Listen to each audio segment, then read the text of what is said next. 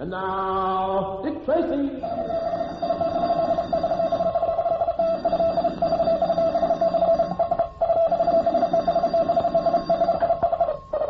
This is Dick Tracy on the case of the campus murder. Stand by for action. Let's go, men.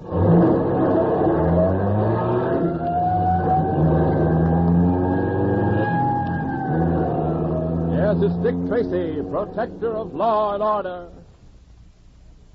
Well, Tracy fans, did you know that today, December 16th, is the anniversary of one of the most famous parties in history? Well, not exactly a party. But in the year 1773, 173 years ago today, the American colonists held the Boston Tea Party. Well, we've all heard about it. The reason for it was this. At that time, the colonies belonged to Great Britain, and the British government made the colonists pay a tax on just about everything they sent to America. The American merchants refused to buy unless the taxes were lifted, and so they finally were lifted on everything but tea. Well, the colonists refused to permit any tea to be landed, but in November 1773, two ships loaded with tea were moored in Boston Harbor, and an attempt was made to get the tea ashore. And on December 16th, 1773, 60 men disguised as Indians boarded the ships, tore open the hatches, and overboard went the tea. And that was the Boston Tea Party, a victory against taxation without representation. Under our present system of government, we Americans are assured that we will never be taxed without having something to say about it. And now, Dick Tracy. Shifty Gears, a taxi driver, is suspected of the murder of Professor Kimberly, a former instructor at Calvert Academy. $10,000 was taken at the time of the murder, and Shifty's son, Joe, a student at Calvert, is suspected of having tipped off his father to the fact that Professor Kimberly would be keeping that amount of money in his room following a week of fundraising benefits. Well, among Shifty Gears' chief accusers is Tip Nichols, a member of the school's board of trustees, who bases his accusations principally on the theory that Shifty and his son Joe are not blue bloods and therefore are not to be trusted, a theory with which Dick Tracy violently disagrees. As our story opens today, we find Duffy White, the local sheriff, and Dick Tracy rehashing the evidence at the scene of the crime, the late Professor Kimberly's office. In a minute, Sheriff, you're going to see why I think Shifty Gears is innocent. All right. Convince me. All right. Well, now let's begin with this window seat here. What do you notice about it, Sheriff? Nothing much. It's sort of a little bay that juts out of the room. Right. And it's nowhere near the table where the empty strongbox was. Also, this window is almost as public as a stage, Sheriff. It juts out in such a way that it can be seen from almost anywhere in the school grounds. Now think. Would anyone in his right mind pick this spot to fight with a man and kill him? Well, but maybe Professor Kimberly struggled over to the window in an effort to call for help. Shifty Gears is a great deal stronger than the professor was. He could have pushed him around this room like a sack of straw. Hasn't something else struck you, Sheriff? What do you mean? You said that maybe the professor was trying to get to the window and call for help. Yet nobody heard him cry out, nor did anyone hear the sounds of a struggle. Yes, that's right. I hadn't thought of that. All of which indicates to me, Sheriff, that Professor Kimberly was killed by a single blow, in which case it would hardly be necessary to struggle with him in a window seat. But if that were true, there would have been blood here in the room. I know, that's got me puzzled, too. But it's not as big an inconsistency as some of the ones that crop up in your case against Shifty. What was that? I don't know. It came from over there. That's just Professor Kimberly's cat. No one's been able to get near it since the professor's death. How did it get in here? Probably followed us in when we opened the door. It's been sulking around the building for days. Now, let's hear more of your reasons. You've made some good points, but not enough. All right, Sheriff. Now let's consider the safe and strongbox for a moment. All the fingerprints have been carefully wiped off. And that takes time and it takes planning. And yet the person the boys saw in the window came right down the stairs and escaped in his car. Well, maybe he'd already wiped off the prints when they saw him. Now, wait a minute, Sheriff.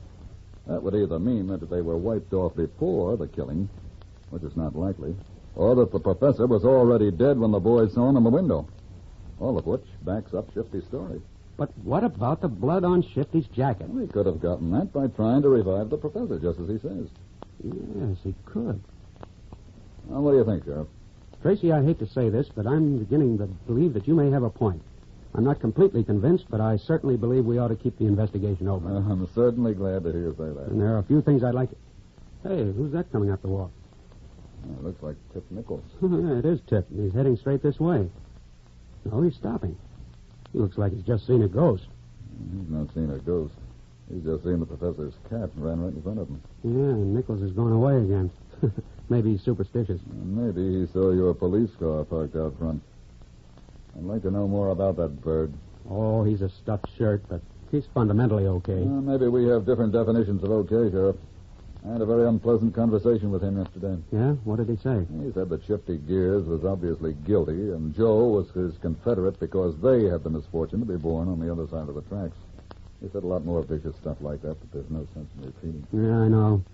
He's one of those people who've never done a day's work in their lives and who seem to think it makes them better than people who have. Sheriff, tell me, has he got a lot of money? No, not personally. I understand it's all tied up in a trust fund, and his mother only gives him what she thinks he needs. And why does he seem to be such a big shot around here? Well, he's descended from a fellow named Wooden Nichols who came over on the Mayflower. You know, Tracy, when a man thinks so highly of himself, he sometimes infects other people with the same idea. I'm afraid you're right there. Well, Sheriff, what's the next step? I'd suggest we go back to my office and see if we can turn up something else that we might have overlooked before. Good idea.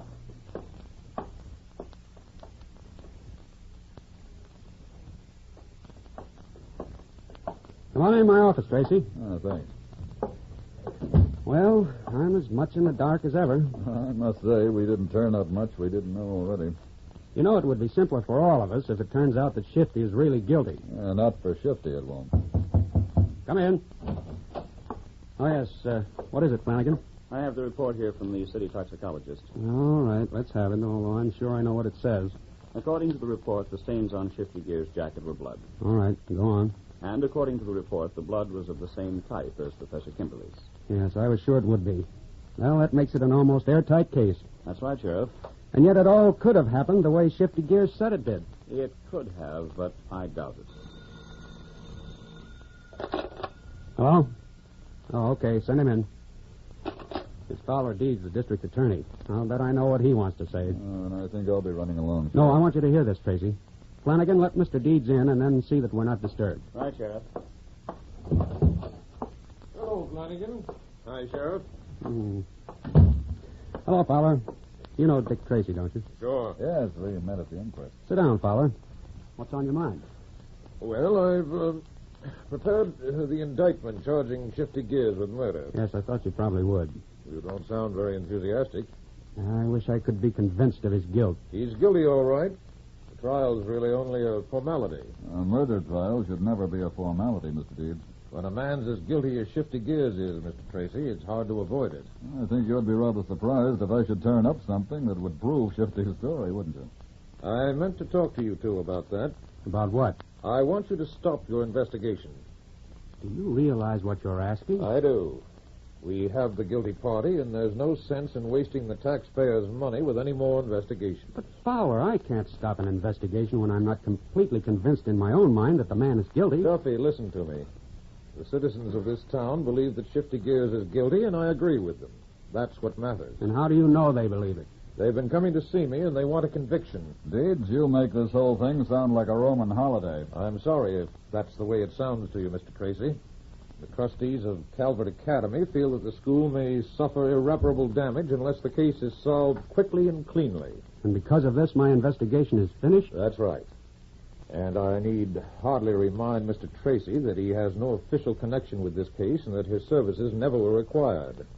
Out here, we know when a person is guilty, and we know what to do about it. Well, that more or less ties my hands. Your mind seems to be made up. Don't sound so tragic, Duffy. When the case is completed, you'll see that I was right. There's no other sane conclusion to be reached. Well, good day, gentlemen. I'll be running along. Goodbye. I trust you have a pleasant trip back to town, Mr. Tracy. Yes, thanks. Goodbye, Mr. Deeds. Well, Tracy, that's that. You mean you're dropping the investigation? Oh, what else can I do? Nothing officially. But you could at least continue quietly. Oh, it would get back to the DA. You can imagine what a row it would cause at headquarters if it became known that I went over his head and continued the investigation on my own. Well, I guess there's only one thing to do then. What's that? Well, I have no official connection with this case, so my hands are free. I could conduct an investigation like any other private citizen. Yes. Yeah, I I'd believe have you more could. freedom of action than you would, when you think of it. But aren't you letting yourself in for a lot of trouble? I think I'll risk it.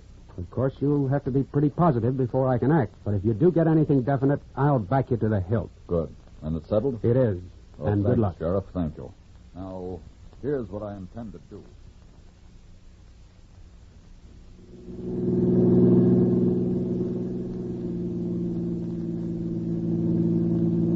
Yeah, I'm sure tired to do nothing but driving around in this car. Anything new on the Shifty Gears case, Dick? Yes, Pat. They're going to try Shifty for murder. No, but they can't do that. They can't, but they are. But isn't Sheriff White even going to look for any more suspects? He'd like to, but his hands are tied. By whom? By the district attorney. What's the matter? Is he one of these birds that always yammering for a conviction at any cost? Oh, Pat, I think he really thinks Shifty's guilty. Whether he does or doesn't, he shouldn't close his mind to the possibility that someone else may be guilty. It's pretty hard to close your mind to public demands for action. Yeah, I suppose you're right, Dick. In this case, the community, and particularly the Board of Trustees of Calvert Academy, feels that its standing has been jeopardized by this murder, and, well, quite understandably, they want some action. Yeah, but there's all kinds of action. Right there, Patrick. But in this case, action means a conviction. They've got a suspect, and they got a pretty good case against him. And they're going to hang him if they can. Poor Shifty. I said they were going to hang him if they can. What do you mean? Patrick, I don't think they can. Now, Dick, you're not going to get mixed up in this thing. I can't help it, Pat. But it's outside your district. You're sticking your chin out a foot. I know it, Patrick, but Sheriff White isn't convinced of Shifty's guilt, and I'm going to help him, even if it gets me into trouble. Trouble? Huh. Dick, it would probably cost you your position on the force.